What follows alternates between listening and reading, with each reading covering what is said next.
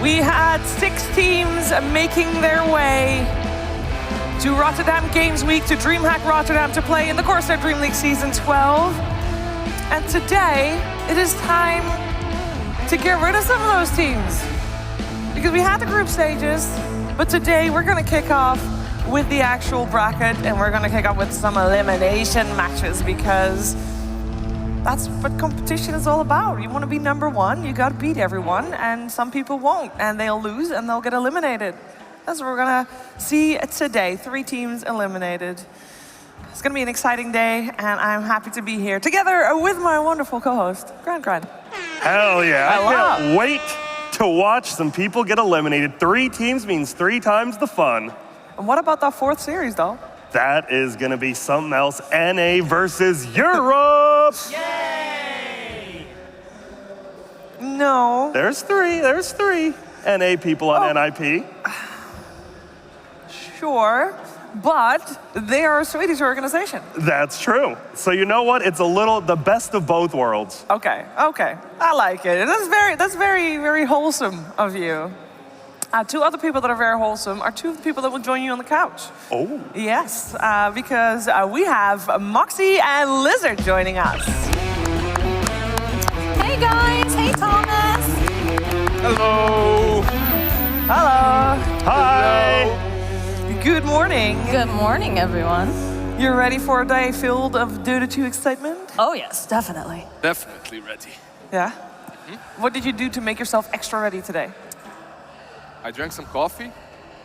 That doesn't seem like an unusual thing to do. Well, the thing with Lizard is he's always pumped. He's always excited. He's ready to go. We sit down in that casting desk, and first he says, "Let's go, Mox. Let's do this." And if you give me just a little bit of coffee, yeah.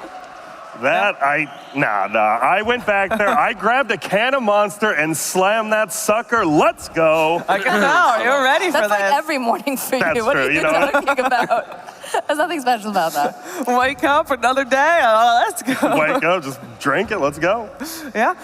We have a lot of things to talk about. Obviously, the elimination match is going to be one of those. But, you know, in good old DreamLeague fashion, we have some topics to discuss with you. And the first one is a change.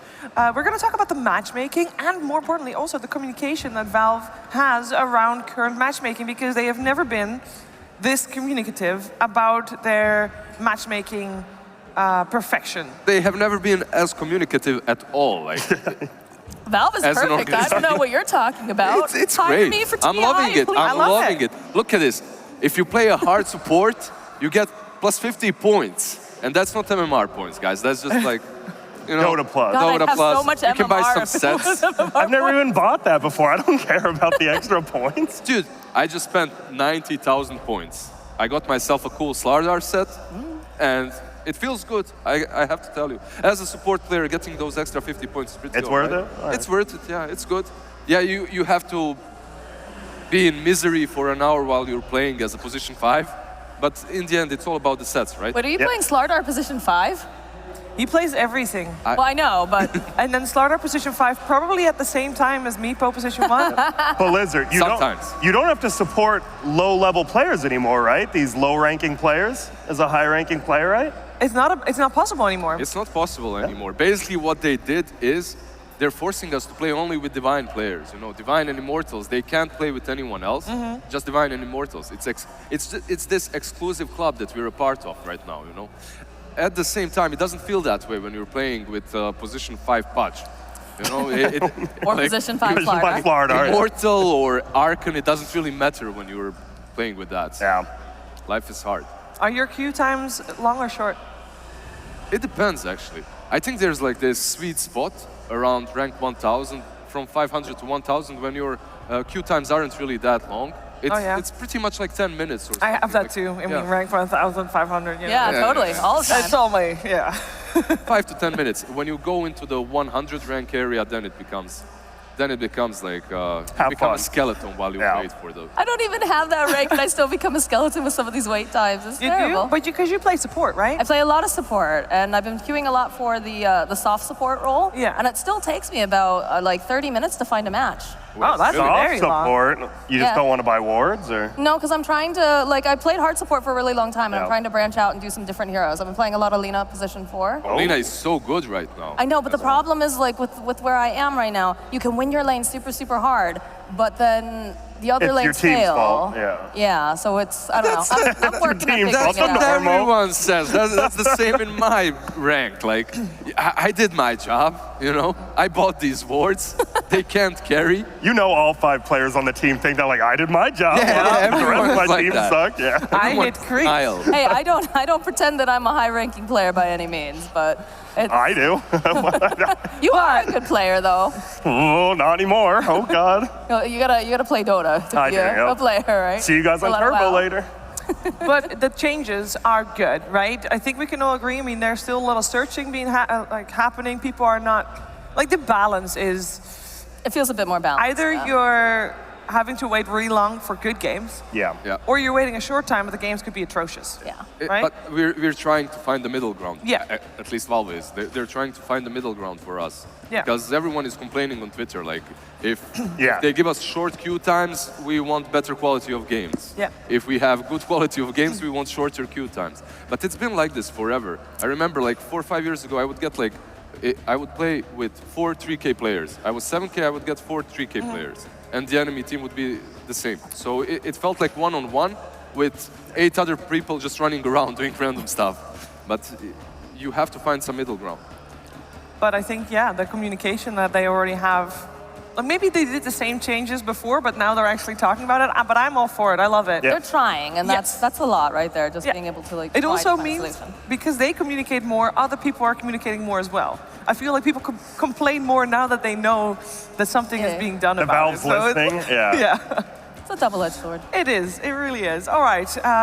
That is all good news. We're moving on to the next topic, which is going to be a little bit more, Dota-focused, or rather tournament-focused, because we're going to talk about the meta, because we had a first day of the CORSAIR Dream League, and as normal, when you have a new tournament or a fresh tournament, first LAN of the season, things change, things evolve as time goes on during a tournament, and I want to talk a little bit about what we saw yesterday. We had 12 games in total, because every series was a 2-0. First of all, why, Grant? What causes that? I think it's just the big skill difference in teams, right? We had 2 actually, like, open qualifier teams come through, which was Flytomoon and Demon Slayers. So obviously they had to go through the gauntlet and stuff, but then you come up against these Liquid and Alliances, and it's just like, it's a whole nother ball game. Yeah. And then you look at the meta, it's actually, I love that the meta is different now than the qualifiers. It was all about sustain in the qualifiers, which was just awful. Yeah. Omni Knight, Chen's every game, you're like, this is terrible. Now, everyone's just drafting stuns. I'm all about this. People are just killing each other. That's because we were watching NA, those. Right? In EU CS qualifiers, we usually draft some stuns. No Chen? No Omni?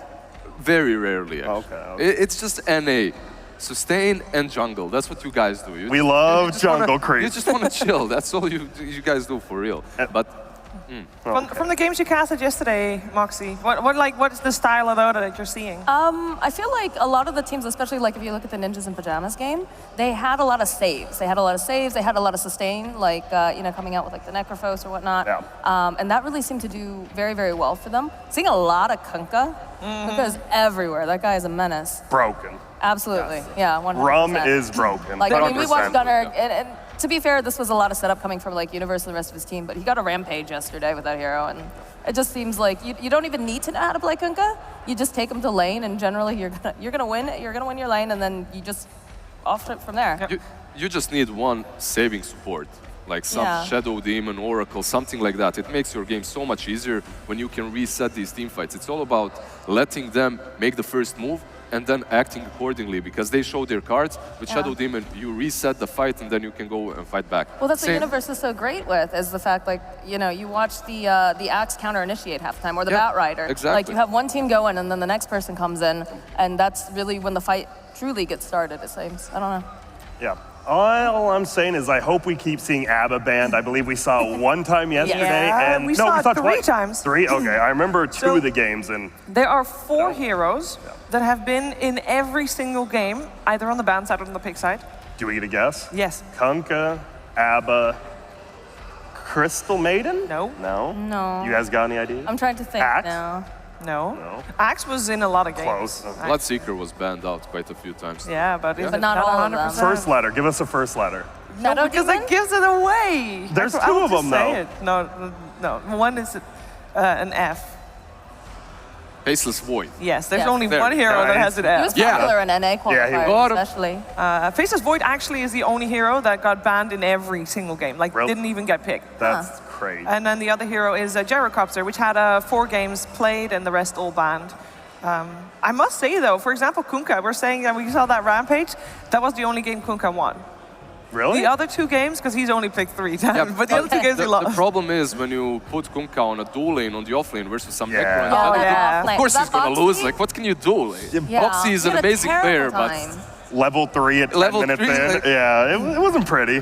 feels like some Kunkka from my pubs just found his way here somehow. It was a really tough day for offlaners, too, because we watched 33 just totally get zoned out on the Earthshaker as well. Yeah. It's very difficult. It seems like we are time out the meta, right? We're just kind of back to like the offlaners are kind of sacked, especially in this Yeah. tournament. They are getting real sacked. Which is good news for Ninjas in Pajamas, because Universe was the offlaner that was the first sacked offlaner. The king of being The sacked, king of the being OG of not like being Yeah. able to play Dota. Good luck, Uni. You Where's know, my we're higher just playing talent? over here. Yeah. You just go over there. All right, our next topic actually has to do with Liquid as well. We talked about Boxy a little bit, but so we talked yesterday a lot about Liquid, new alliance, old alliance. You know, we were trying to play that storyline a little bit. For the players, you know, it's a very different experience, and we actually have firsthand an experience of how Insania saw the change.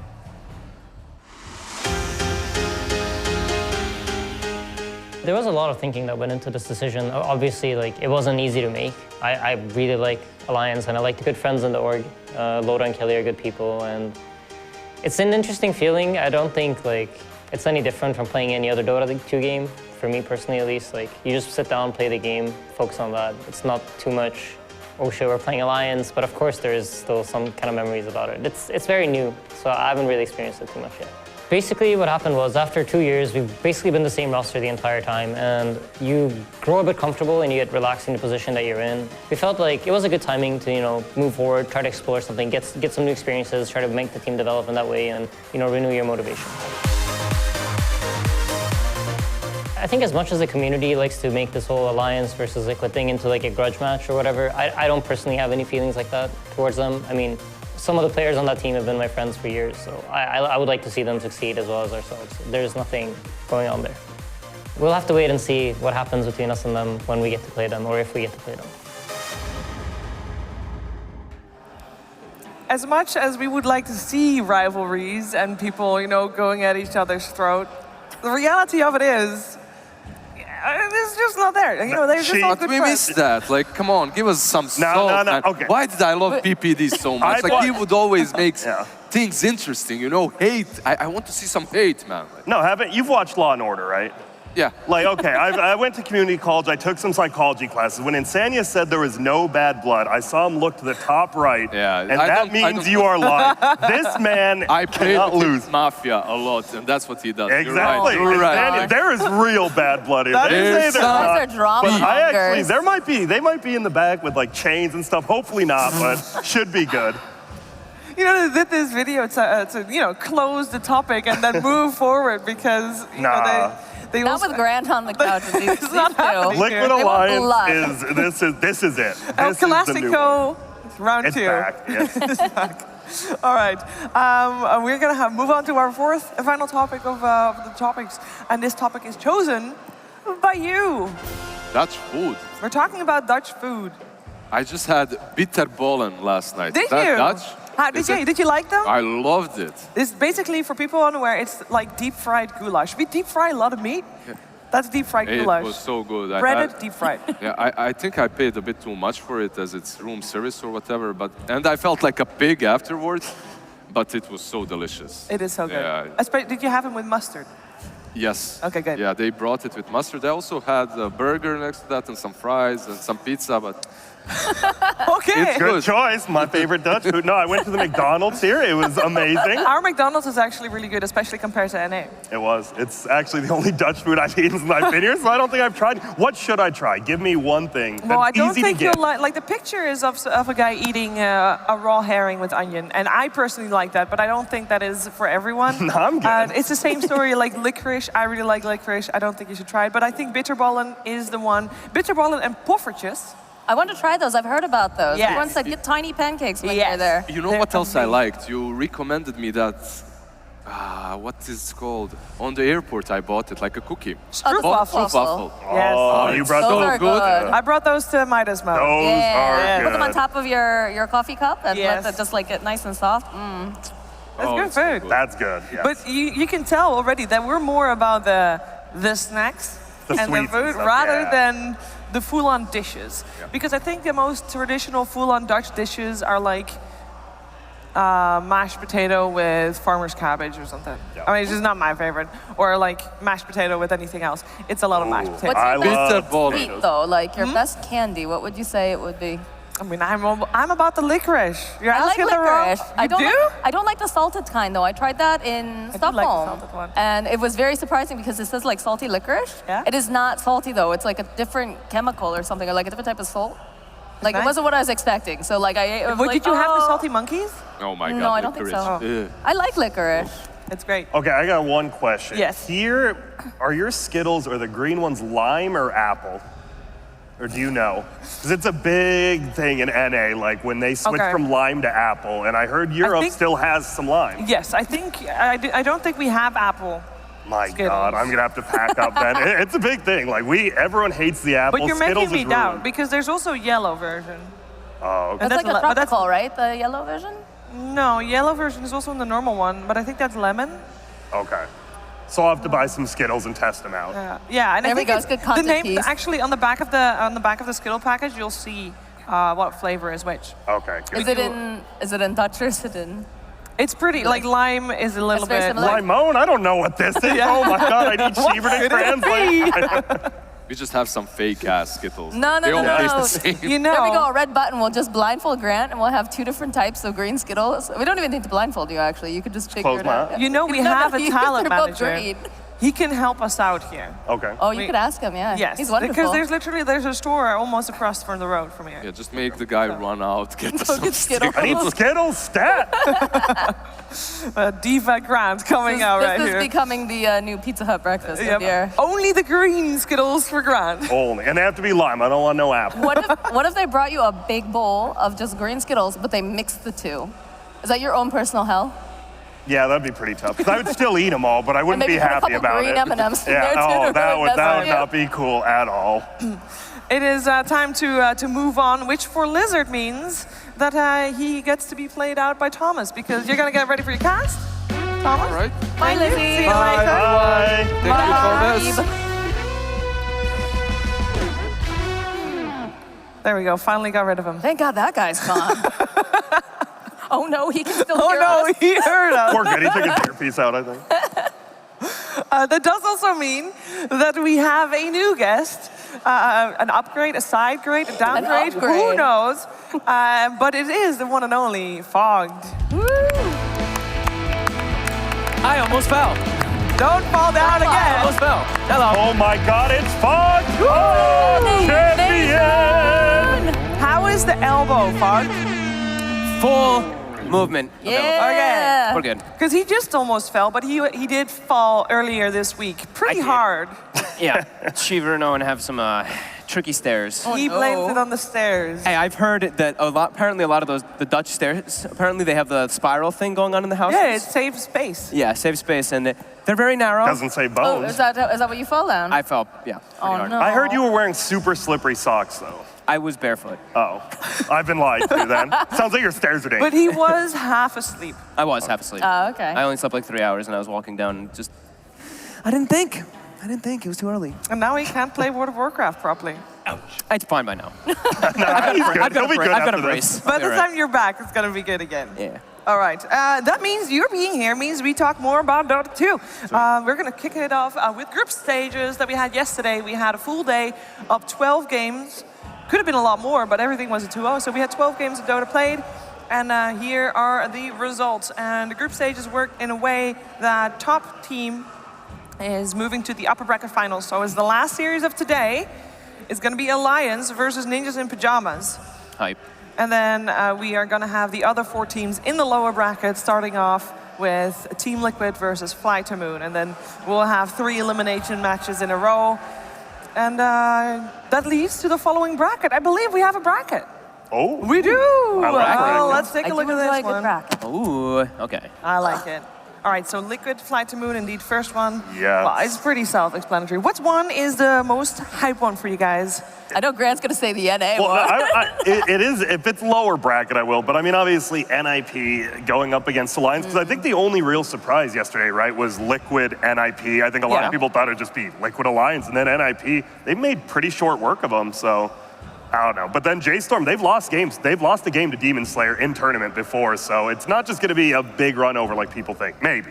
I'm not really like particularly excited for one. I actually like all 3 matches. I think the first one has potential for like upset. I think everyone probably looking at Liquid to be the winners, but I think Flytomoon is one of those stacks that's always really scary. NIP versus Alliance should be a pretty good match. And like you said, J-Storm versus Demon Slayers, they've had even showings. So I like all 3. Interregional, right, is always closer because you guys scrim each other, you know more about each other. It just makes it a little bit easier. Yeah.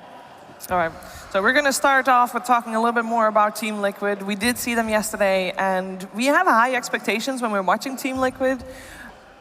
They didn't deliver against NIP, but we also spoke to them, and they said, you know, it got better along the day, and today they feel more ready. Are they going to be more ready? I think so. Yeah. I think that's part of being a professional team, right? You come back and you're fresh new day, new start, everything's going to be good.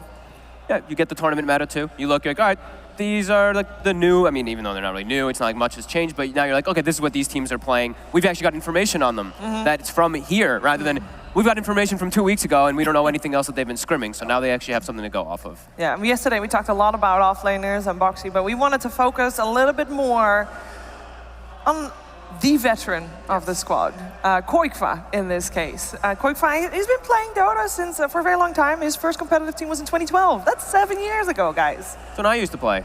That's when you used to play. Did you, I mean, you played middle back then too. Did you play versus Koikva? Wait, did I? You probably did. No, I think Koikva was playing something else at the time, wasn't he? No, he was playing mid. I think I moved to 4 though. I think Snaking was playing. Okay. No, that wasn't with Snaking. That was on. Was Korak mid? Probably. If I it was can't even the remember TI4, yeah. Going like down a nice So relay, he started out in a lot of European stacks, so you might not have faced regardless. I think his first international team was actually Team Liquid. Yeah, it was. In the year 2013, 2014. Did you know he's only 24, by the way? So he's been around for a very long time, but he started also at a very young age. Yeah, and you talked about it, right? Because like the 4 other teammates with him have been together a lot longer. They came from Han together, and then like Koikva, like he was kind of the odd man out, but now you can tell he's like one of the group, and he is the guy with the most experience, even though, I mean, let's be real, like social media has never been nice to Koikva. Correct. Like he has always kind of been the scapegoat for this, like any team he's on, and he's looked a lot better. He also plays a lot more heroes than he used to, which is really good. Yeah, I mean, in the past it used to be like, all right, we've got Koikva again, he's going to be playing Lone Druid, Nature's Prophet, and like Queen of Pain, and maybe like 1 or 2 other heroes. Now you've seen he's completely broadened his hero pool, so I think it's really good for the team. It's been really good seeing him grow, and of course, Koikva and Liquid are getting ready to face Flytomoon, and here is what Boxy had to say about facing Flytomoon. I'm very excited to prove us a little bit more. Yesterday wasn't the greatest day for us, and even though I think Flytomoon is like a respectable opponent, individually they play very well. I think I looked a bit against them against Alliance. They seemed a little bit pressured at times, but I mean that can happen to everyone. I think we're just gonna try and play our style of Dota and be confident. Well-spoken guy. Yeah, I like what he was saying, because it's true. When you're playing like these teams like Flytomoon and Demon Slayers, you know they're individually skilled, like that's what they are. But when you've been a team for as long as them, you don't make those mistakes like the open qualifier teams do, because you're used to the pressure. Yep, correct. Flytomoon looking ready. We saw them yesterday. Obviously, they didn't do too well, which is why they're in the lower bracket. But we did see them have one especially good game against Alliance. They were able to bring that pressure. And as player focus, we wanted to focus on another veteran, 28-year-old, always want to fly. has been around forever, playing Dota 2 competitively 2011. You know, he just started straight. Well, I think he played Dota 1 as well. Yeah, he played a lot of Dota 1. Yeah. Yeah, when you think of like CIS captains who've been around forever, it's like always want to fly in FNG for me. Like those guys, they've been around. They're always on even like they're on tier 1 stacks randomly, and then they're on tier 4 stacks. Like with them, it's just super random, but always want to fly. I remember at Epicenter, the one they did really good at, like he just stands out. Like you see his drafting, even his warding feels a lot better than a lot of the other supports. He's a very sacrificial support too, a lot of the times. Yes. Like he usually, you know, you see his positioning is very good. He slows and he pops a lot of the smoke gangs. And you know, when he's not playing, he's casting too. Yeah, I see him over in the slots a lot. Yeah. He's one of the ones I really like to watch, like you were saying, like a movement. He's very focused about, like, he's like a mini-map watcher. And those are like the guys that, I guess usually it tends to be like the older players that it gets to be in those ones, but he's one that you watch and he's really all about like the movement around the map and the macro control. That makes him fun to watch. Yeah, it is. It's different. When I was in the crowd, I was like watching their booth. I think he does a lot of those. As you said, the mini map. Like you can see when Iceberg's making movements, it's always want to fly talking. He's probably like it feels like he's the controlling like god of that team. Yeah. What we would have, we would really like to speak Russian and just sit in there. Yes. That would be amazing. Or Ukrainian. He's Ukrainian, but I think he speaks Russian with the does. squad. Let's find out what Flytomoon had to say before this match. Yesterday was a bad day for us, but for now, we're like super ready to fight them.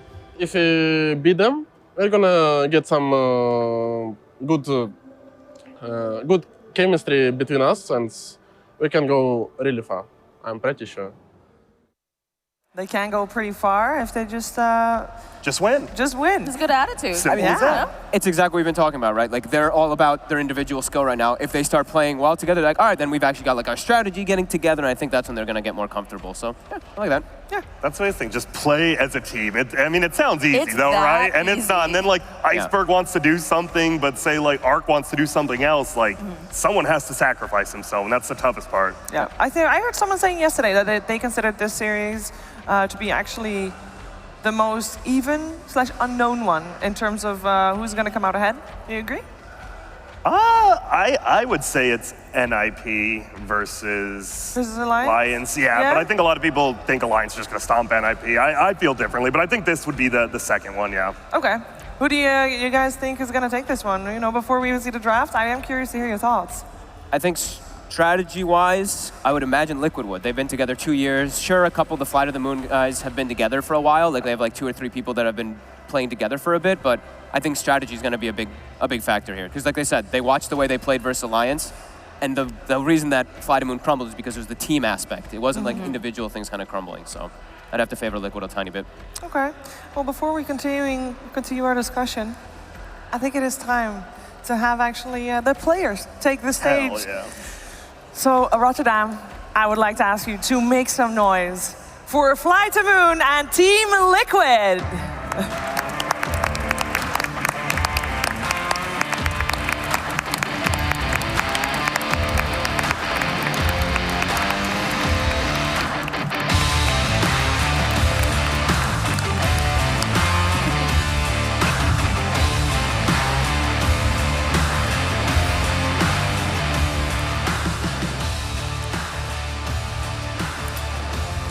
Ready for a best-of-3 elimination on the line. And I can't help but notice this for the second time. It's Sioma that does the handshake. I told you. Someone argued with me yesterday. They're like, no, Fly's doing the handshake. No, I'm like, no. No, it was Sioma. Yeah, it was. Yeah. And so is he the captain? I guess Rather so. than always want to fly? Yeah, right. They said Yes, he the must be. captain shake hands, so Yeah. we But it just is- learned. Because it is also Sioma playing 4. Yeah. Yeah. So I guess he's making the movements, maybe. Maybe Maybe it's a doing- team effort. Yeah, maybe doing the draft and then always want to fly in-game leader. Yeah, I know maybe. there's sometimes difference. Might be. Yeah. Interesting. Yeah. I like It's the supports, you know. It's not like your core players doing the captain role, which I think is always better having your supports doing it. Who, so. who does like, I mean, besides Eternal Envy, like, is there really another, like, core who captains? Ramses leads was. teams? Yeah, he was At for a TI, bit. right? Yeah, but At now TI, he he has was picking. Flies, Yeah. so. Yeah. Okay. Really isn't much anymore, it's just There's sports. some like, I know there's a couple like South American stacks, That but still those do, are, yeah, they're not super popular though. Yeah. You know Yeah, it's who rare, is but really sports. popular? Like, core players are really popular for Twitch chat. You guys. Yes. You gotta share some of the love. You're gonna, again, vote for the MVP of the game. Here's your commands, hashtags, and all the player names. Just take a look at how you write all the long names. Sima the Slayer is very long. Always want to fly. They're not getting They're not it. gonna They're not getting That's way it. too many. Yeah, Too sorry, many guys. letters. Oh, Yeah. it's gonna be misspelled. It's up to Tyga. Arc is Easy. the one with the least letters. Yeah. You know, that should be doable. So Arc and Boxy, it looks like Arc they're and going to be voting a Boxy. lot for those two. The easiest ones. They don't even watch the game. They're just lazy. It's like exclamation mark, short name. Yeah. They're also alphabetically organized, right? So Yeah. Arc, Boxy, Easy. easy. Could be. You can only cast a vote once, though, right? Only once, I believe. Yeah. Yeah. It must be kind of busted. You just have that one Otherwise, person spamming chat. Spamming Grant. Grant, this guy's the best. This guy's the man. All right. It means, by the way, that now that we've talked about the MVP vote, we're getting ready. We're ready to start this draft. That means we're taking a quick break, but when we're back, it is game time for Liquid and Flytomoon.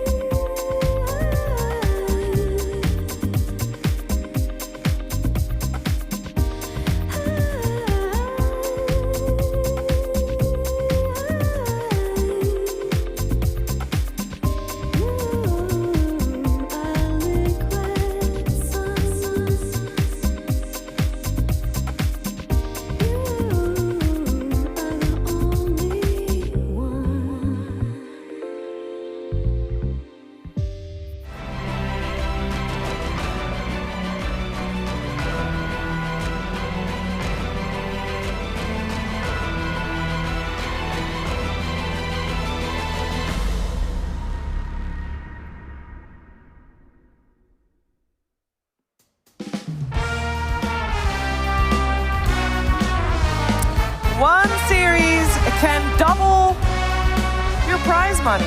Just one. Just 2 games winning, you know. That's it? That's it. You win 2 games or you double your prize money. You can even lose a game. Yeah. even All you lose have to do one. is Throw drop. that All you in. have to do is Yeah. win 2. Yeah, why not? More games, more experience. Yeah, sounds so simple. We are getting ready for the draft here, and I'm curious because obviously we just talked about the 4 heroes that we see banned every time. Yeah. We have had some changes though, and this is an odd one for me. Beastmaster? What? We didn't even see him once yesterday, did we? I don't believe we did. Maybe they know Flytomoon, like the best way for them to win is aggression. And Beastmaster, you know, you win your lane, all of a sudden you push a tower.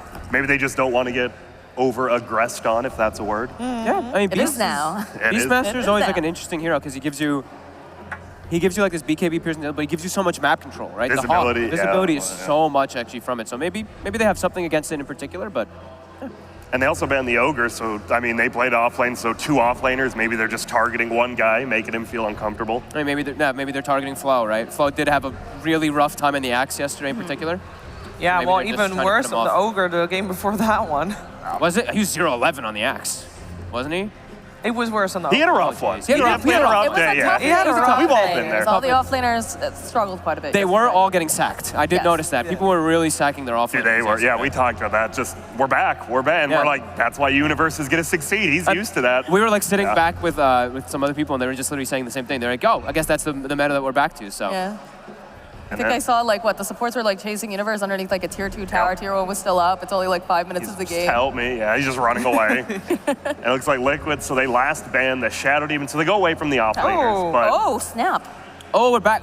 They actually take the Rubik and the Void. oh, the Void? The Void and the The first. Abaddon's back. First pick. Abba and Void, so two of the heroes that were pretty much permabanned yesterday. I mean, Abba saw a little play, but they both get through. We're going to see some different stuff.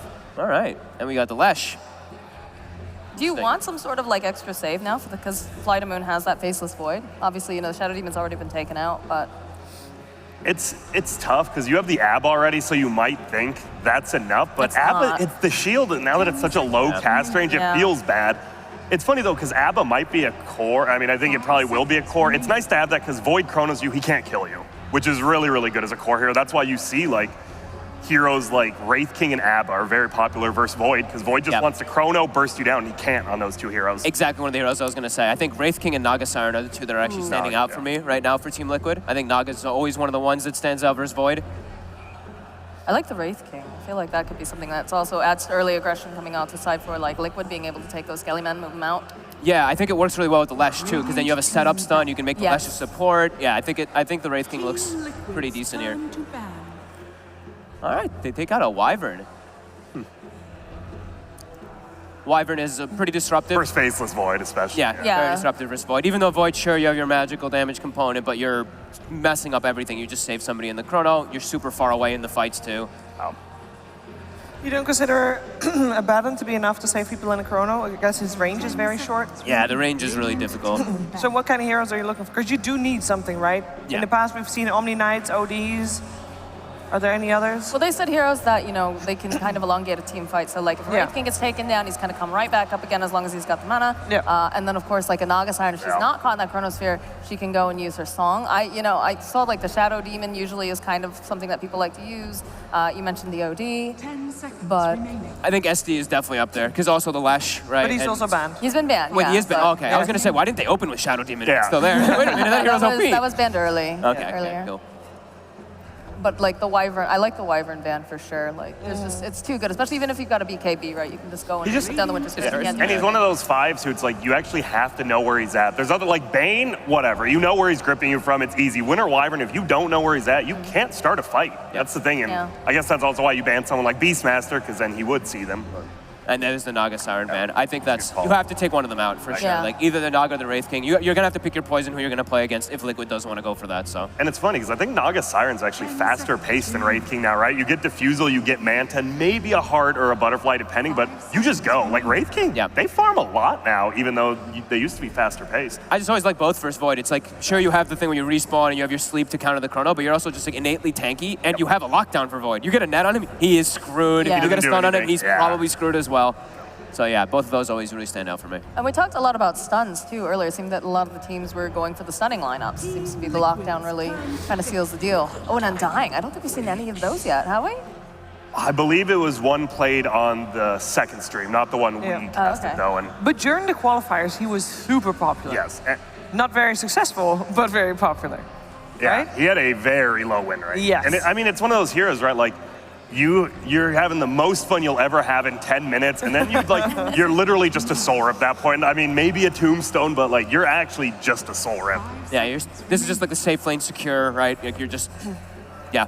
You're very good versus Abaddon. If this is an off-lane Abaddon, it makes it so he actually can't really like walk up and hit and contest because you're just so squishy. You get your strength reduced and Undying just zones you out. You see that Fly, he has the most Undying hours, but right there, I mean, Huh? they're gone. close. They're getting there. They're getting there. They're on the way. Dude, he is such a fun hero to play, but like at a certain point, it's just like, I'm not a hero anymore. Like you're really not, but you have the Faceless Void, so as long as you secure his farm, you've done your job. That's Yeah. it. Undying's really a lot about like your first few minutes. If you have to make rotations, if you make a wrong rotation, you're just like, oh god, I can't make it to the other lane for like 2 minutes. Yeah, your game's actually just over. You Yeah. can actually lose a game in like 5 minutes with Undying. It's crazy. Yeah, just have to be positioned for your like tombs or for your like setups to heal people with Soul Rip. because you're not a ganker. You're just your lane securer. But I do like it for Flytomoon because I think they do have to play way more aggressive. Because Liquid, I think, being the more stable team, like they can sit back and just like focus on like their teamwork to win games. Flytomoon, I think you would just want to run at them and get kills. The CIS way. It was weird though because like the match that I cast the other day, it didn't feel like they were doing that. Yeah, it was the slowest paced game. Yeah, it definitely was. It was definitely the enemy team that was taking that initiative. Yo, that's why I'm glad they have the Undying now. I just thought of something hype. What? What? If Curse of Avernus gets fully applied and there's a Death Ward going, it gets the increased attack speed going, doesn't it? Does I believe so, yeah. I would believe Oh so, my God, because it works with there. Penitence. That's so I mean, cool. that's very random, but that just sounds funny. I hope we get to see it.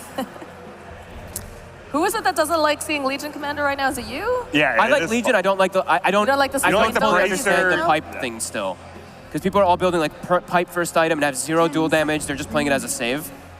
I feel it worked out. I think Secret ended up doing it first, right? And like if a really good team does it and they succeed with it, everyone is gonna cut. Like that kind of is how Dota is right now. It's like someone innovates and everyone else follows. I mean, and I am seeing the potential for him doing it. He's versus Leshrac. Pipe is looking really strong. You've got like saves. You have the buff for your Void inside. You can even press the attack him in the Chrono. Yep. Yeah, so I am seeing that for sure. Dude, just press the attack right now. It's so good. Like the fact you get 30 HP regen at level 1 Yeah. is crazy. They've got a decent amount of like burst though too. If he does try to go for any sort of duels. Especially Whoa, they did it again. They did this yesterday, I believe, that 4th pick Broodmother. Yeah, and even though they won that game, It was close. That was real close. it wasn't as like gotcha, Brood, Yeah. you insta-lost. No, it was actually a long game. Yeah. Did you see the way Blitz was smiling up there when they No, picked it? It was really funny. He's mean, like for sure. very pleased with himself on that. 3 of these heroes just can do nothing versus Broodmother. Yeah. Undying is.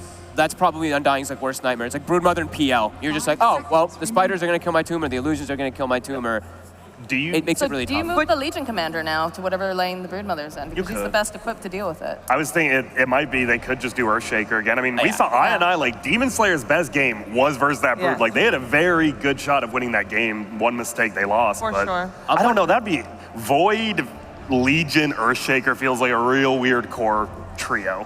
Versus Witch Doctor Lesh as well. You're picking a Yeah. tri-melee or a quad melee lineup into heroes that love playing versus Yeah, melee. I think Moxie's right. I think you just send the Legion because it should be quite. But like you, I'm pretty sure you know it's gonna be middle. Is that Brood? Because they How played is in that? middle versus Earthshaker. How is that matchup even now? I feel like Legion just gets super I think out-farmed. without that double stout, it's real rough. I think you're right. Yeah, you just get out-farmed. You just can't do the same as a Broodmother can. Dude, I love how double stout just like killed the offlaners doing stuff, but it like killed all the counters for Broodmother as well, kind of. Yeah.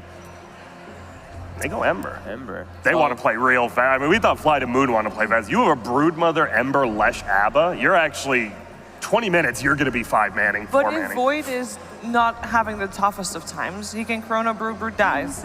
Yeah. Like, it's not like she is super sustainable. But the problem is, even if you do get that kill right, Leshrac, Ember have no cooldown. So you use one bad Chrono, or even Yeah. you get a kill. What if Brood just buys back and you're like, uh-oh, we're in trouble. This is a very skirmishy lineup from the side of Liquid, and I like it a lot. Because Yeah. of the fact that they're playing with a very high cooldown with the Faceless Void, even like Tombstone and such. Yeah, It's it's pretty true. pretty decently high. There's not really great spells for Rubik to steal this game too much either. It's mostly the Shrek, Witch Doctor, maybe some of the Abaddon saves. And you but- definitely don't want to steal webs, because I believe Brood actually gets Rubik's webs. Oh, but does Rubik he? doesn't get Brood's webs. I'm pretty sure it works like that. Because it works like that for other Rubik spells, doesn't it? Yeah. I don't Well, the know. Chrono Like the Sphere, I know, Chronosphere yeah. works like that? Yeah, I I thought the don't- webs do, doesn't it? I know you lose your webs when you steal another spell. I don't know if Brood benefits from them, actually. Okay. I'm not 100% sure. I don't think they used to, but I could be wrong. I don't remember And I could be exactly. wrong, too. Yeah, You never know. I can't remember exactly. We gotta get our I'm shit definitely- together.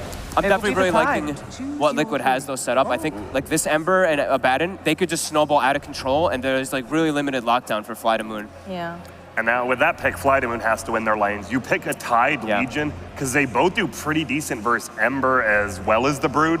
So if you win, you can win this laning phase with your like kind of dominant, but we've seen that. It feels like winning lanes this tournament doesn't feel as big as like that 25-minute mark. Yeah. I agree.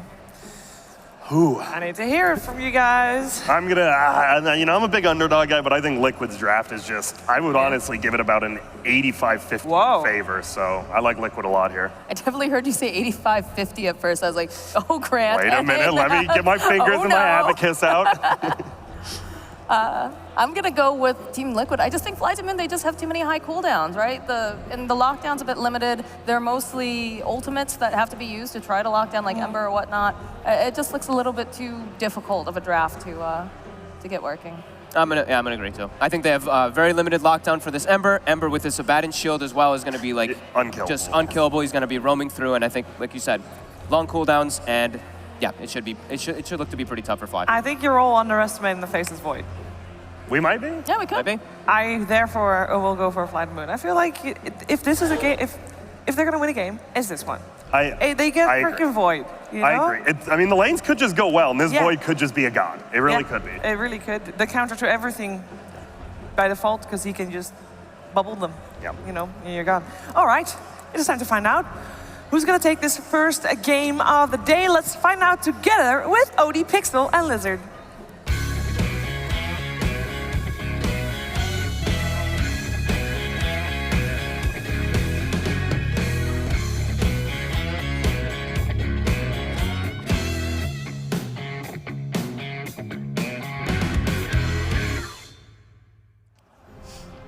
Yes, Team Liquid versus Flytomoon to start the day off. I'm Odie Pixel here with Lizard, and we're looking at a Brood game to start the day off. How good of a Brood game is it, though, Lizard? Is this going to be a free win for Liquid? Let me just ask. They changed Loda for Blitz, right? That's what they did. And instantly they're just picking Brood. Is this what Blitz does as a coach?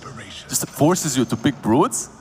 Come on, man. I mean, it's an all right of a Brood game. Okay. But then again, there are counters on the side of Flytomoon. It's definitely not a gotcha pick, you know? Even when they picked it, they had Legion Commander on the other side already. So the lane isn't going to be devastated in that way, but what does a Brood do? She pushes the lane out a little bit and just goes jungle. And then she creep skip between your tier 1 and tier 2, even if you're a counter. We'll see. Flo is playing that Legion Commander. He's usually their offlaner, so that leaves the Tidehunter on the mid lane, played by Iceberg. And this is a good hero to just throw against the Brood lane because you're not going to feed, right? Yeah, you're not going to feed. That's usually what you do against Brood. You get a hero that's not going to feed. However, Undying right here is in some problems. Yeah, he's trying to juke him out, get those decays up. No, they'll slowly chase him. Be able to get maybe another one out. No, not going to get the chance. Stuns there from Tiger. It was actually interesting that Always Wanna Fly picks an Undying in this game. I know that it's popular for them, but overall the hero has low percentage of a win rate, and also it's not the best hero versus Leshrac. Leshrac is actually pretty decent in the laning stage versus an Undying, especially if you go for Edict. You can just run him down. That decay is good, but it won't really matter that much, as you just dish out way too much damage for him to stand and fight you like he can do versus so many other heroes. And this top lane, as you mentioned earlier, Flo playing the off lane Legion. I mean, are they going to be able to put a good amount of pressure onto Mickey's Ember, or do you see this Ember still having a good amount of farm from this lane? We'll see. I think it's a skill-based matchup. I definitely think that Flo and the Rubik Slayer, Sioma the Slayer, they can put some pressure on the Ember. But Witch Doctor is there to mess their things up, to break the combo. We're going to see down bottom. Yeah, Boxy trying to trade blows there with Always Wanna Fly, getting a little low himself. That's got the salve. He took all the 8 stacks away from Boxy's and Abaddon, so there's a lot of strength missing. He only has 540 HP. Because of that, you can't really trade hits. Ark or Kellen, he plays Void a lot, and it's one of the reasons why the hero is banned versus them all the time.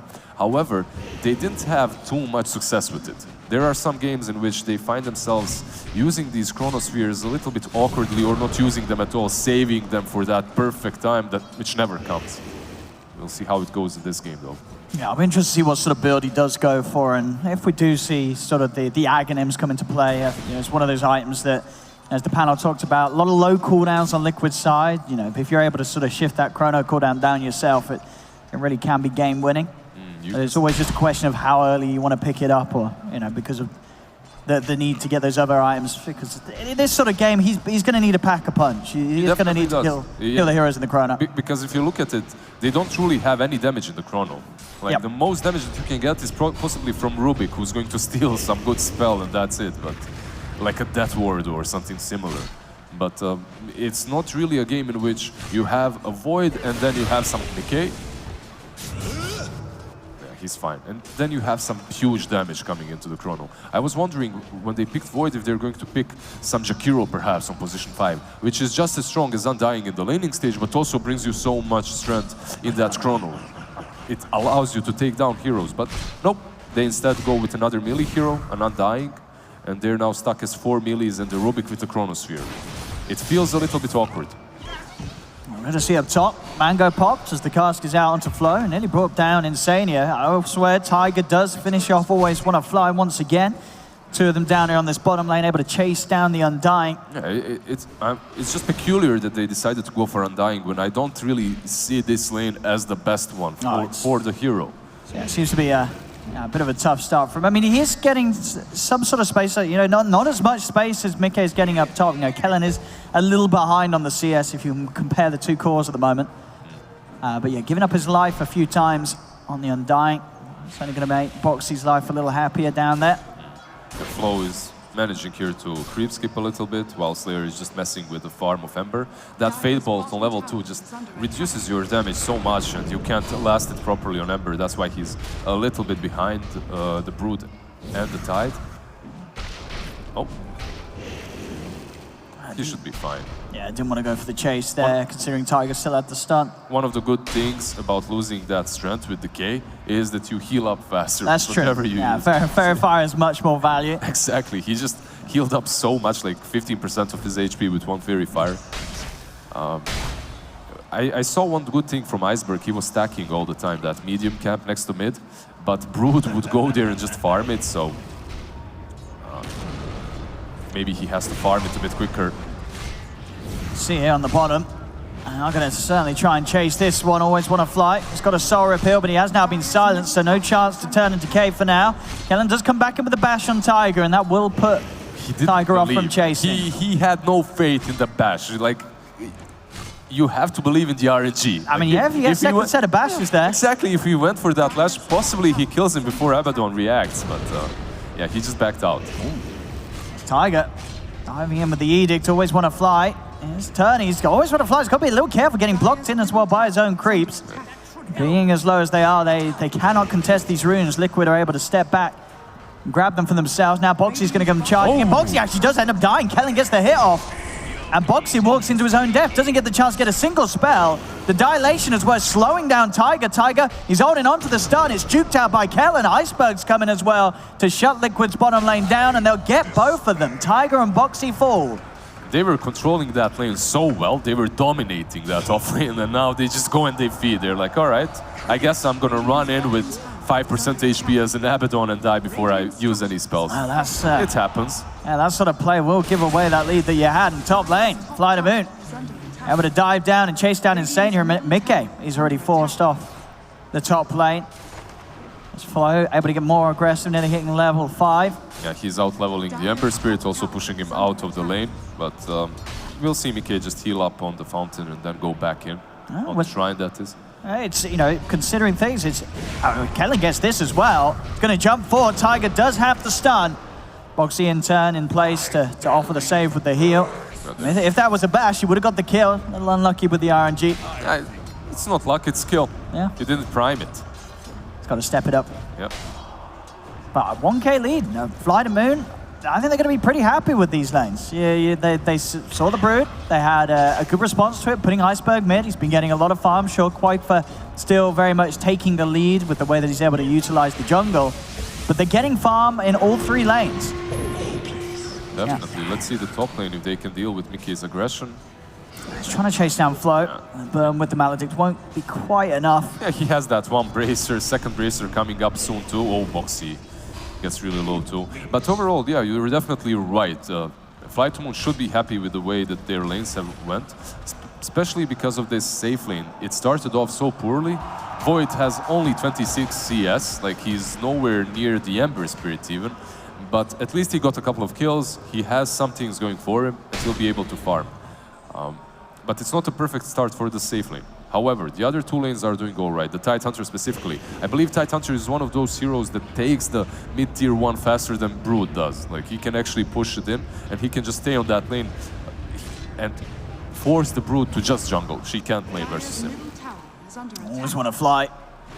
Actually, going to be fine there. Tiger holding on a little too long with the stun opportunity.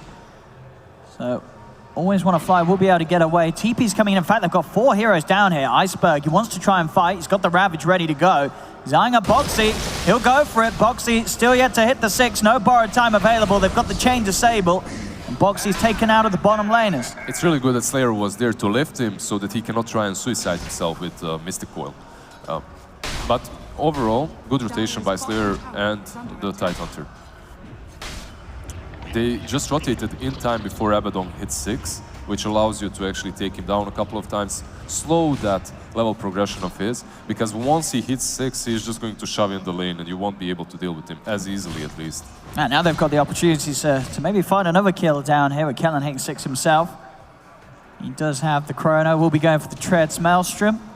Yeah, no Midas, nothing like that. He wants to be active as soon as possible. Let's see if he gets a few bashes and maybe a bit of backup from Always Want to Fly. Could threaten Boxy with the Chrono, but... He had like, what, 2 or 3 bashes in a row? Yeah, he heard us. He's landing them this time. Just have to think quickly if they want to make that play, though, as Boxy is a couple of creeps away from having his 6 and does obviously make things a lot more difficult if they want to try and kill him off. It would be really bad if they... They're going to go. Yeah, they're going to seize the opportunity whilst he's still 5. He's still at a lot of HP, though. And, you know, as you said, they wanted to force it before he hit the 6, but it ends up being a little too hasty. And now with TP's coming in, they are going to get heavily punished for that attempt, as both Always Want to Fly and Kellen do end up going down. I mean, using that Chrono on an Abaddon next to the tier 1 as he has that shield on. I think he should have used it earlier. You saw when the Abaddon was further down the lane. Yeah, when he got those bashes off. Boxy was at less than half HP. That was the time to go. Definitely. Not at the time where he's nearly back full HP and he's by his tower. He hesitated. He hesitated there. He didn't believe in the bashes. That's the bottom line. You have to believe. And that's painful. You know, the first Chrono usage, you don't get a kill, you lose your life. It's the worst case scenario because it also gives Boxy time to get 6 and now Dive Always Want to Fly, kill him off super easily and after that push in the lane. This tier 1 is about to fall very soon. As you can see, Witch Doctor also rotating around, possibly just to secure the bounty runes, but we will see a mirror movement coming from Radiant to Flytomoon. They aren't really interested in defending this. They wasted their Chrono. They don't really have anything to work with, so they just rotate top instead. Flo, he's trying to get in onto... Mickey doesn't want to go for the duel whilst he's full HP. You see this Tidehunter's build. He has Phase Boots, Vlads. He's already so valuable to his team that he can port down bottom and just defend it on his own. That's a good rotation by Iceberg. Yeah, for sure. I mean, that is the thing. Having this Tide and Legion, it's hard for Quaker to quickly get to a lane and sort of rat a tower away. You're always going to have that call that you can send down there. Iceberg is going to be attempted upon by Liquid. He'll get the Ravage off to try and slow things down, but Mickey jumps in with the Remnant. Backup is coming in. Iceberg will be healed up by Flo as he still continues to back up towards the tower. And with that play, Iceberg will survive. They'll try and turn now with the duel attempt onto the left. They will kill him off. Won't quite get him during the duel, but a kill's a kill. I remember Grant and Fogged crying about the NA scene right now, how it's all about sustain, how it's all about these Omni Knights, Abaddons. We see a perfect example in this game. On one side you have this beefy Watermelon, the Tidehunter. On the other one you have this boxy Abaddon. You can't kill them. Like, you try to go on one hero, you're most certainly going to fail, and the counter attack is the one that kills you. Yeah. Because you can't burst the target down from 100 to 0 instantly before that help comes. In this particular situation, Legion Commander ports in, saves the Tidehunter, and then they turn easily. But at the same time, Koikwa enjoying his free space, his vacation on the mid lane, just taking one tower after another and farming pretty decently too. 7k net worth for him. Yeah, his game is certainly continuing as planned, but that's sort of the way of the Brood. I love his build as well. Like, I've been playing a little bit of Brood recently, not a lot, like that. Disgust me. But there's a lot of players that tell you that you should be forcing this Aghanims. I don't think that's the case. Medallion, Diffusal into BKB still allows you to be super active early on, and then afterwards you can go for Axe. Oh, here we go. They've got the perfect setup there with the bounce off the neutral. Seizing that opportunity with no hesitation. Flo caught out in his own jungle. Yeah, it's interesting that he was positioned there and that he farmed there, considering they just took the tier 1 on the bottom lane. The next obvious move for any team is to invade that forest of the Radiant and then ward up around this tier 2 so that you can take it easily. That's the classic move. So farming there is actually more dangerous than it looks like. But at the same time, he is that offlaner that's tanky. He's got 2 bracers. He didn't expect to die as fast as he did. Now going to have those timings again. Kellen, with the chrono available, has got the javelin, so a little bit of a punch to offer. I still don't feel it. Like, I don't think that's enough for him. No, He needs especially not to try and kill the brood. Maybe for some sort of the support pickoffs, but at the same time, it's Taiga perhaps. It's not going to feel good using a chrono for that. The thing about this chrono is, like, you have some other spells. You have the Ravage, you have the duel that they have to worry about. So perhaps Kellen shouldn't be super conservative with it, and instead just throw it on a support and get a couple of kills so that you can just boost your farm so that it comes faster. You need to scale super well on this Void, and you need to scale fast. You can't wait for Ember Spirit and everyone else to get all what they need, because it might get a little bit too late. Tiger for now just staying hidden in the trees, not wanting to give up his position. There is backup coming in for Kellen. Yep. There's a rotation coming from Ember Spirit. He's around, he's farming that medium camp, the small camp right now, I believe. They did catch a glimpse of him. They know he's around. And they are going to find him. Tiger is going to be in a lot of trouble. There is, as you say, an Ember nearby, but does he really want to get involved in this Mickey? Wow, Kellen getting as low as he is here. Kellen's got to pop the chrono. Remnants are going to be thrown forwards and thrown out. It's a good attempt there to try and snipe him from inside the chrono. That was too close for comfort, man. Like, he almost dies taking down a Leshrac. That's a position 4. That's not a good feeling for a Void. But then again, he did get that kill and he got out alive, so it's what he should be doing. He needs to waste his chronos just to boost his farm, nothing more. He doesn't farm that fast right now. Iceberg. Yeah, see you later, boys. And look at his build, by the way. If you click on Tidehunter, you'll see that he has Vlad's into Desolator. You don't see this very often. No, this is, yeah. He notices that they do need some more damage on this team, and I love this. I love the Tidehunter with some damage.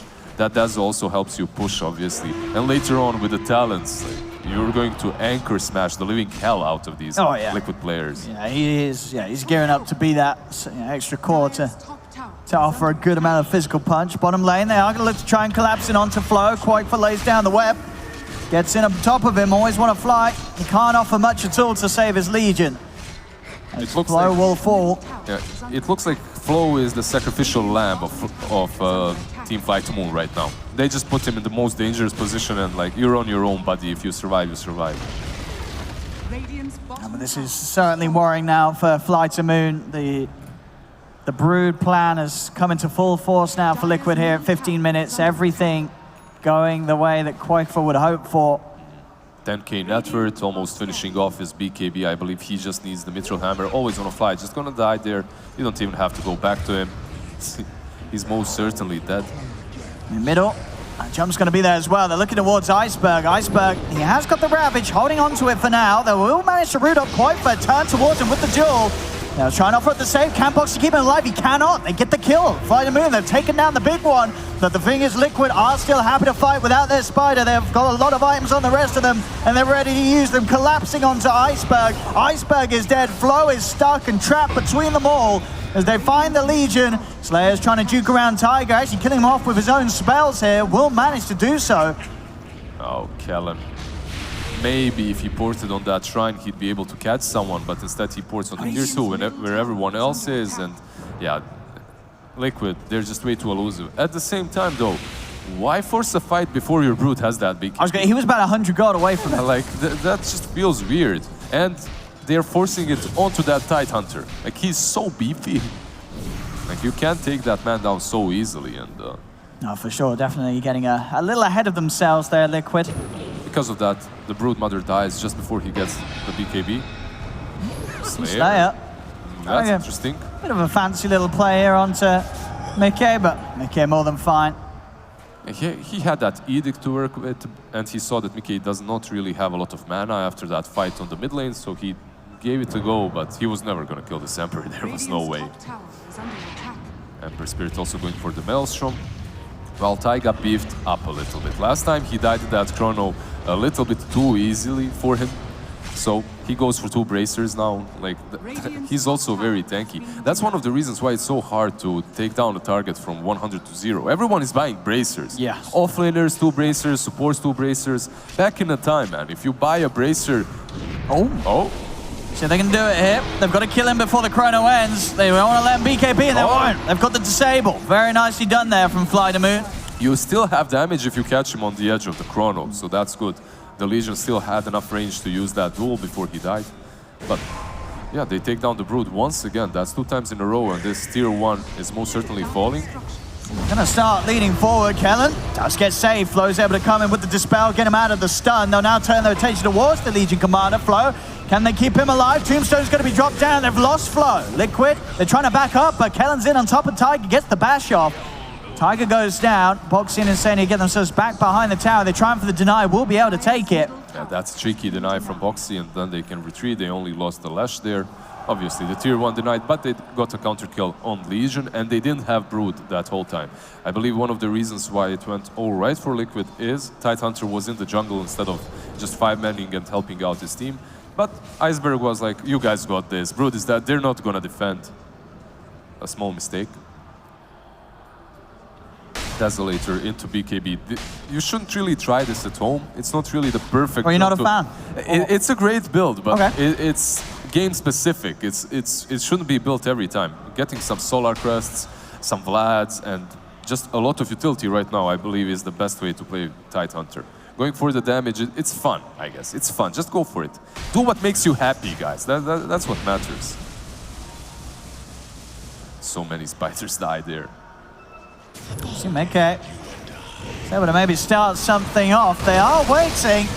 And we'll set up with the Ravage. Mickey's got the stick charges though, as well as the Aphotic Shield from Boxy to allow him to get off another Sleight of Fist. He's fine, and now they can try to change for more. Remnant in from Mickey onto the 2 of them. Iceberg and Always Want to Fly dying alongside Slayer. It just feels that the team that initiates loses the fight. They try to go on that Ember Spirit. They have no business trying that when Abaddon is around, because he will break up your combo. He uses that Aphotic Shield, he heals up the Ember. Suddenly, it's like you didn't even touch him and you're losing 3 heroes because now it's their time to use their spells as you have already wasted everything you've got. Look at this. It was this, yeah, Mickey, they get pretty close to killing him, but it's always going to be hard when Boxy can instantly remove the stun himself with the borrowed time and offer up the save to Mickey. Just an easy, clean execution by Liquid. Instantly they go into the pit. They got this Aegis for the Broodmother, so the next time they use that Chrono, it's not going to be nearly as effective, as the Broodmother will have 2 lives to work with. You have to find a different target now to use that Chrono on. And if you don't Chrono the Brood, she's going to kill you. So it's a difficult situation. I believe they just have to split push, buy their time as much as possible. Yeah, you can see Callum building into the BKB, Maelstrom into BKB. It's like you're done after that. It's going to take him so much time to get the next item, unless he gets like a really sick good chrono. Oh yeah, he's got to hope for the kills then. Obviously with the BKB, he's not going to be doing a crazy amount of damage, but can at least commit without the threat of spells and stuns being thrown in from outside of the chrono. 2k lead for Liquid. Quaker was still holding that advantage. I mean, the goal difference isn't massive. Oh. It's just always hard to... Was there an Undying there? Yeah, they're not staying very true to his name. Quaker just destroying him as the Brood. Yeah, this is sort of the reason why that 2k lead for Liquid feels like a lot more. This Spider is still having a very, very good game. Even when, we've seen a couple of times, they do kill him in the chrono, but it hasn't really amounted into much at all. They're definitely in control. Then again, you can't neglect Flytomoon and their late game potential if it gets to late game. Oh, nice stun by Taiga there. Very well played. Just in time before the duel connects and he gets out. I wonder, like, Legion Commander, usually when you're playing this hero, you have some pipe, you have some, I don't know, bonus utility. So far, he has only pinned the Dispel. That's it. Now he's got it. Now he's got it, but it's a little bit late. 22 minutes in, as a core Legion Commander, you expect a little bit more out out of him. Oh, for sure. I mean, you see that his Rubik's got the same farm. Exactly. That shouldn't be the case. It shouldn't be the situation when the game doesn't look super difficult for him, but it's the way they strategized. They just put everything into this Tide Hunter and the Void, so he struggles a little bit. And there we go, BKB done for Kellen. So we'll see what sort of a play that they can come up with. They do have all their ultimates. Definitely going to want to be getting something done with this now. See if Liquid do get caught out. Boxy and Tiger at the moment, the ones to show themselves towards mid. Boxy. They just have to outplay them this next team fight. He's just pushing in, and you can see Boxy, he's allowed to be up front because he has that borrowed life. At the same time, you have the Broodmother with Aegis, so who do you really chrono? If you don't chrono these two, Abaddon is going to save someone. And like that doesn't work too. You have to get some pickoffs, perhaps try to split push so that one of them tries to defend, and when that happens, you strike. You try to use the duel or the chrono on that target. The Iceberg will step forward. Quaifa will start burning away a bit of that mana. Of course, a resource that Iceberg does not have a lot of. One of the reasons why he's got that BKB, to make sure that he's able to get at least a few anchor smashes off in the fight. Still not sort of taking the bite. Liquid are allowed to take the tower as Flytomoon still holding back on their attempt to jump in and look for a fight. Flo, it's not going to get away. They have the chains. Mickey just also have to be a little careful, of course. Flo with the pipe. It's not going to take much damage at all from Mickey's advances. Whether they help a Tiger, they'll certainly have the damage to get the kill. Tiger comes in and finishes him off. Where did he TP? Because that TP felt forever. Like, maybe over to a shrine or one of sort of the towers outside of the base. One of the towers definitely, or the shrine. Well, there aren't too many towers outside of the base, so I suspect, no, that's true, just the one. Yeah, I suspect some shrine to which someone else TP'd earlier, as he could have gotten out if he just ported to base instead. Top tower is under attack. But I think that's Aghanim's complete. It is. 24 minutes in. I mean, they've got good map control. They should be able to get a good amount of the bounty runes. I guess Flytomoon have managed to get themselves back out on the bottom, starting to push things out, at least on that half of the map. Yeah, it's important for them to be able to get outside of the base. One of the reasons, I believe, is Iceberg's Tide Hunter. If he's able to just stay in the base and anchor smash away these spiders and everyone else, he can just delay the game just enough for this Void to get outside so that he can farm, he can push, he can create this pressure on the outer towers on Liquid, and then it's on Liquid to decide, all right, do we try to continue pressuring even though this Tide Hunter is just sitting here defending, or do we go and try to get the pick off? And once they go back and try to get the pick off, it's on Flytomoon to realize that and move on the other side of the map. Basically, they have to play a cat and mouse game at the moment for as long as possible, because with these items that they've got, they aren't killing anyone.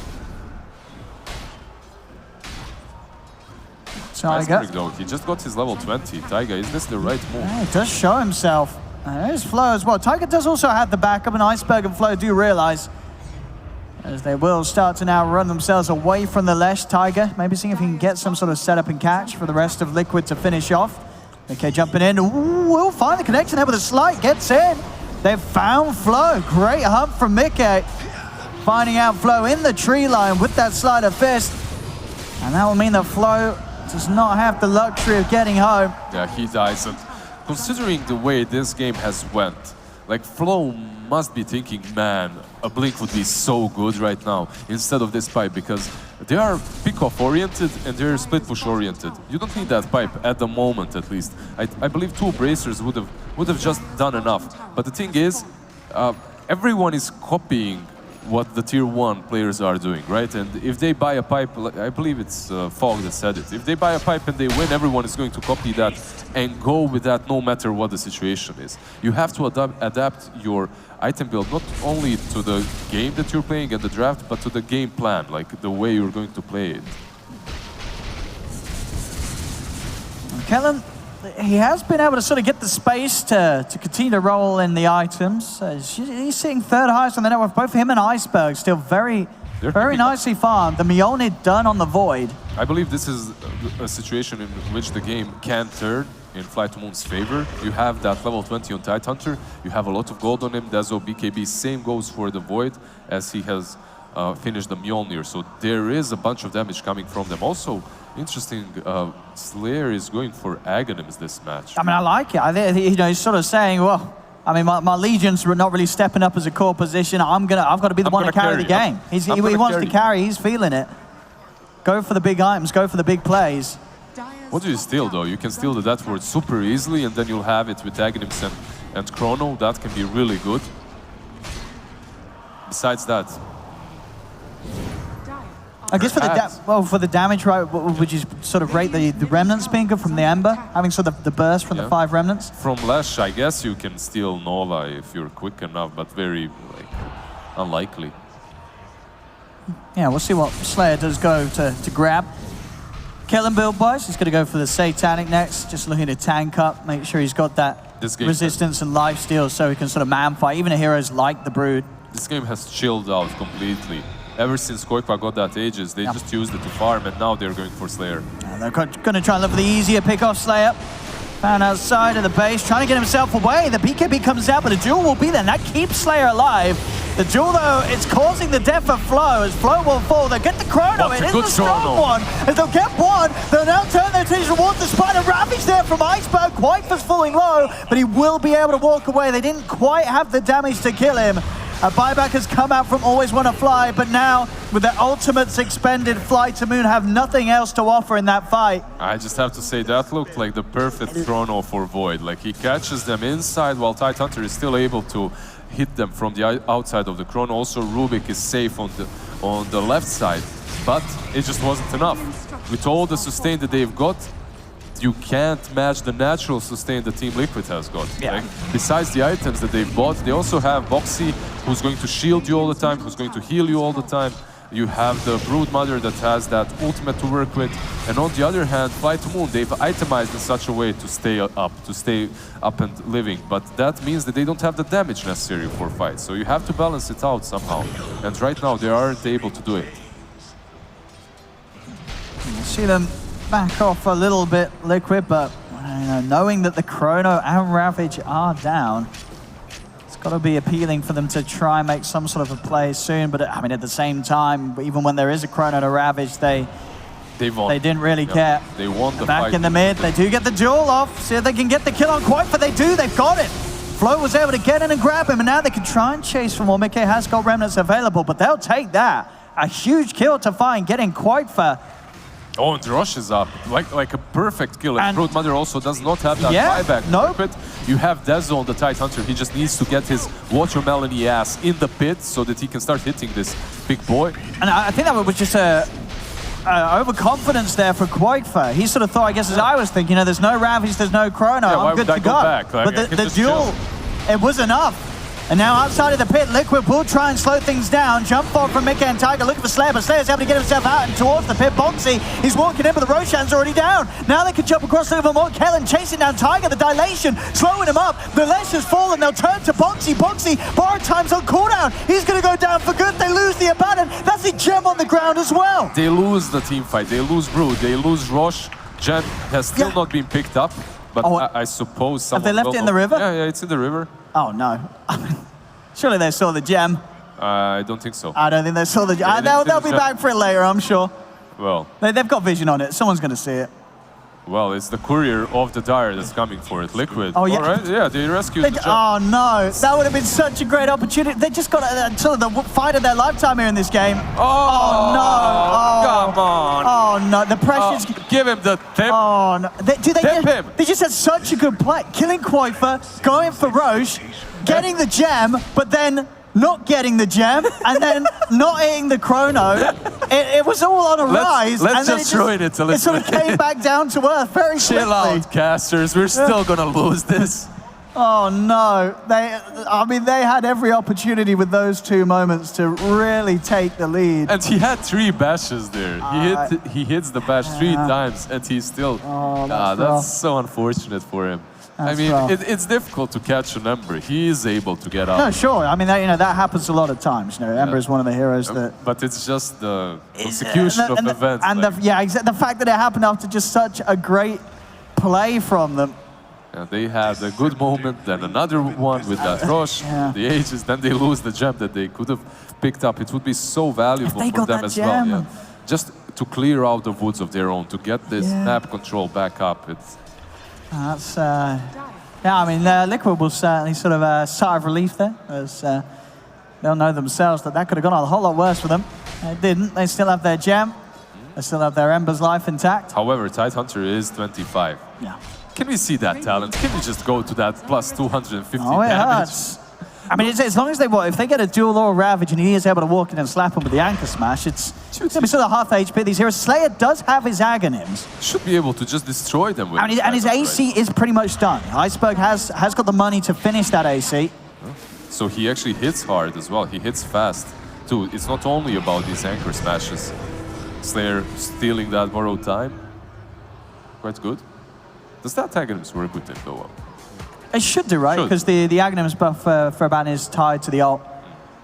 Yeah, so yeah, indeed, he does get that extra sort of chance. He fires missed coils. He will. Yeah. It should do, yeah, even though he doesn't have the missed coil ability. I think, it should be coded. I mean, actually the game, it works flawlessly, so it should work that he does fire I've never seen a them bug with Rubik, it's a hero with no bugs.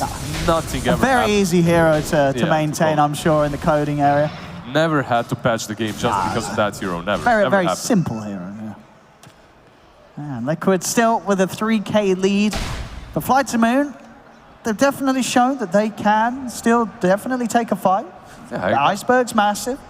So's Kellen. Their two cores are huge. Mickey and Boxy are trailing behind those two. It's obviously just the spider effect. It's quite at the top.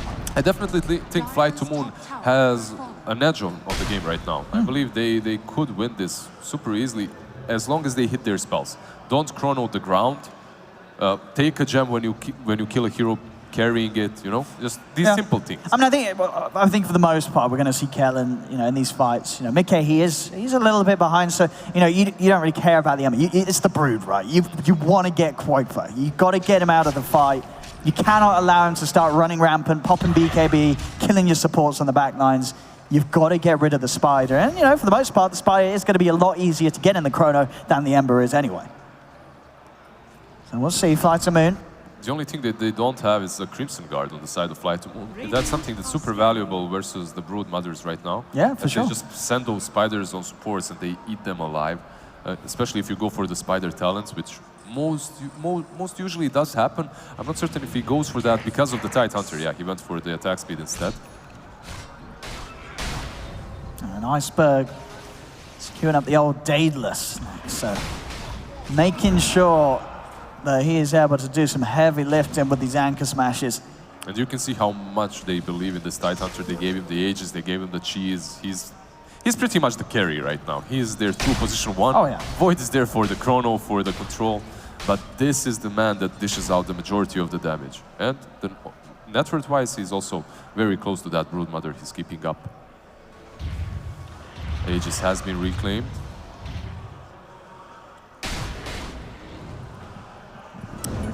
I'm going to lose Slayer by the looks of it. Here towards mid. Mickey, there's the backup with that duel. They've locked down Quakefer, but of course Quakefer, he already had the ult going, so that's going to be Flo dueling himself to his own death.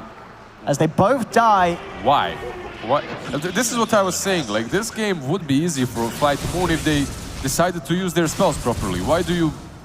There's no one. It's you and DreamLeague. Well, we've seen, Flo, I feel like, I don't know if Slayer's sort of shouting him, saying, look, dude, you've already fed enough, I just want you to save me. Because there's been a few times where Flo as the Legion has tried to save the Rubik, and it's not paid off. Now they've got to both buy back. Iceberg trying to start things off, but he's popping the BKB. Doesn't have the cheese. Will get the Ravage out, but the BKBs are out for Mickey and Quakefer. Kellen leading in. He's got the BKB. The Chrono out to the three of them. Do they have the damage to get the kills in time? The bashes around to Quakefer. Quakefer's dead. They'll turn to Mickey. Mickey stunned up the stolen stuff from Slayer. Holds him down a little bit. He tries for the TP out, but they're onto the high ground. They've got the four of them. They've got the five. It's a full wipe. All right. Flytomoon knock back Liquid. And now they can push down mid. There's no buyback on Mickey. Yeah, they did force 2 buybacks there, but that's a worthy buyback. That's super great. Like, you just wiped them and you picked that gem up. So you can... Oh, they did pick it up this time. They did pick it. I hope they did. I hope they did. I didn't check. It was inside their base, so... They didn't pick it. Wait, where's the gem? Where's the gem? Did they? It's outside there. I think here somewhere, no? Do they not have it? Oh, maybe the courier center? It was on Abaddon, It's right? somewhere. It was definitely on Abaddon. You can see that he's missing that. Anyways, gem will be found. It's somewhere. Will be retrieved. But they're pushing on. 40 seconds without it. And Liquid, they have used 3 buybacks here. But as it said, Flytomoon, they've 3 buybacks, but Flytomoon they're still taking the base. They have BKBs. They can just take this Rax for sure. How's the melee Rax gone? They've got it. Oh, that is the courier dead though, and that did have the dead. It had the Daedalus on. What did kill it? What killed it? I think Creeps killed it. Yeah. Oh no! Oh no! I guess.